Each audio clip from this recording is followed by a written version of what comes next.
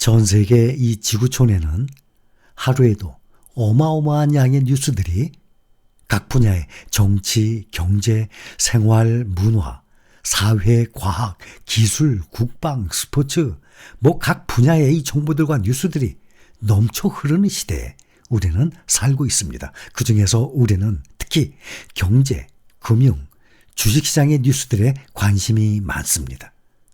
예를 들어서 2분기, 4월부터 2분기죠. 2분기에는 바이오와 에너지주에 투자하라. 또 주가가 올랐을 때는 방어주로 갈아타라. 별별 뉴스들이 다 나옵니다.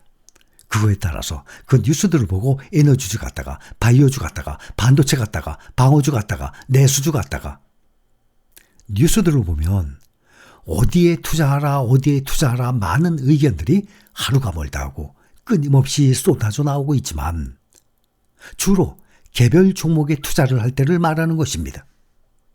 우리는 그 모든 종목들이 포함되어 있는 ETF에 투자 중이기 때문에 그런 뉴스들에 흔들릴 이유가 전혀 없습니다. 다만 ETF라도 주식이기 때문에 주가는 오르내리기 때문에 그 주가의 변동성에 흔들리지 않고 적어도 3년, 5년 이상을 보유하게 되면 만족할 만한 수익률이 나오기 시작을 할 것입니다. 우리가 투자 중인 그 종목들 ETF, S&P 500, 나스닥 100, 또 앞으로 이 두 가지 섹터, 전기차와 2차전지, 반도체, 앞으로 성장성이 가장 큽니다. 또 빅테크주들, 이 정도의 투자를 하면서 몇 년간 보유를 하게 되면 성공적인 주식 투자의 길로 들어설 수 있을 것입니다. 자, 이번 주에 보면 미국의 뉴욕 증시에는 3월 소비자 물가지수, 항상 매달 발표하죠. CPI 발표 있습니다. 수요일 날. 또 은행들의 금융주 분기 실적 발표 시작이 됩니다. 지난 주말 공개된 3월 고용 지표가 증시에 반영될 가능성도 당연히 있습니다. 지난 7일 뉴욕 증시가 성금요일의 날로 휴장을 했기 때문입니다. 미국 노동부 발표에 따르면 3월에 비농업 부문의 신규 고용은 23만 6천 명 증가했어요. 시장 예상치 23만 8천 명을 소폭 밑돌았습니다. 그 전달에 32만 6천 명보다 많이 줄었어요. 근데 미국의 3월 실업률은 3.5%로 전달 3.6%보다도 낮아졌습니다. 역대급입니다. 실업률이 3.5%. 이것을 두고 미국의 노동시장이 여전히 탄탄하다는 해석이 나오고 있는 것입니다. 이번 수요일 12일 밤 9시 30분입니다. 3월 CPI가 공개됩니다. 우리나라 시간으로 12일 밤 9시 30분. 지난달에는 6%까지 떨어졌죠. 성공적이었죠. 이번에는 무려 5.2%로 인플레가 크게 하락을 예상을 하고 있습니다. 10시 30분이면 미국의 장이 열려요.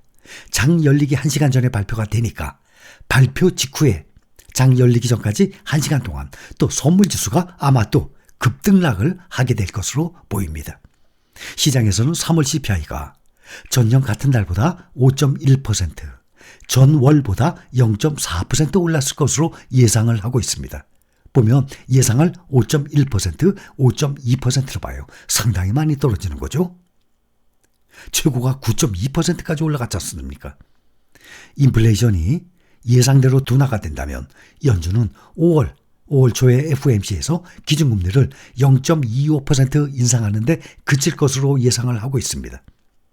고용과 인플레이션이 여전히 강한 모습이라서 금리는 인상을 하겠지만 인플레이션이 계속 둔화할 경우 연준의 추가 금리 인상 압력은 줄어들 것으로 시장에서는 보고 있습니다.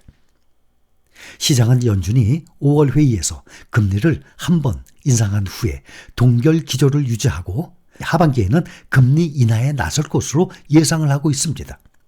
시장에서는 현재 연내 최소 2번 금리 인하를 점치고 있지만 연준 위원들은 올해 금리 인하는 없을 것, 주로 연준 위원들은 계속 인플레이션 때문에 계속 매파 발언을 이어가고 있어요. 골드만삭스, 뱅크 오브 아메리카, 바클레이즈 등 연준이 연내 금리를 인하하지는 않으리라 예상을 하고 있습니다. 현재 연준이 5월 FOMC에서 0.25% 금리 인상을 할 확률이 67%로 나오고 있어요. 미국 중앙은행이 기준금리를 결정하는 연방공개시장위원회를 앞두고 이 나오는 물가 지표입니다. 다음 FOMC는 5월 2일, 3일 이틀 동안도 열립니다. 이번 주에는 3월 FOMC 회의 의사록도 12일 날 같이 공개가 됩니다. 은행 위기와 경기 침체 가능성에 대한 주요 인사들의 생각이 드러나는 자료입니다. 그래서 이목이 쏠리게 되는 거예요. 그리고 1년에 4번 분기마다 실적 발표하게 되죠. 4월달. 올해 들어서 1, 2, 3월 1분기에 대한 실적 발표 처음 시작합니다. 항상 금융주들이 먼저 실적 발표를 하고 있어요. JP모건, 웰스파고, 블랙록, 시티그룹 이런 대형 은행들이 말이죠. 이번 주에 분기 실적을 발표하면서 실적 발표 시즌에 돌입을 하게 되는 것입니다. 3월 지역 은행들의 파산으로 불거진 지역 은행 위기에 대형 은행들은 오히려 상대적으로 영향을 덜 받았습니다.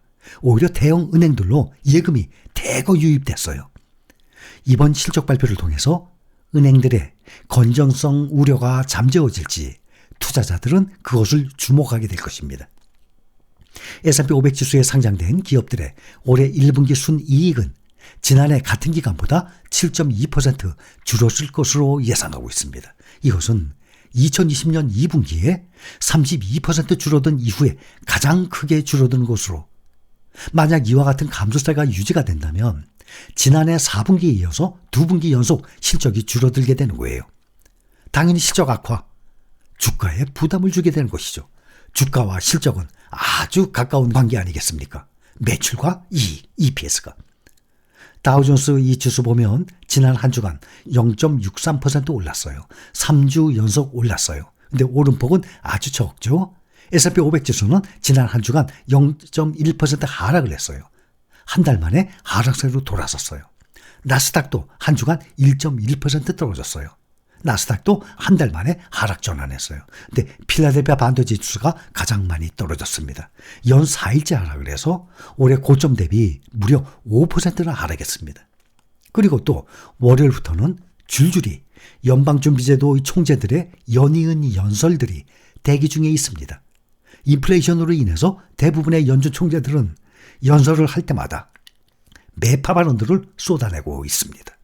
특히 작년부터 그래왔듯이 그때마다 증시는 그 매파 발언들에 또다시 출렁일 수가 있는 것입니다.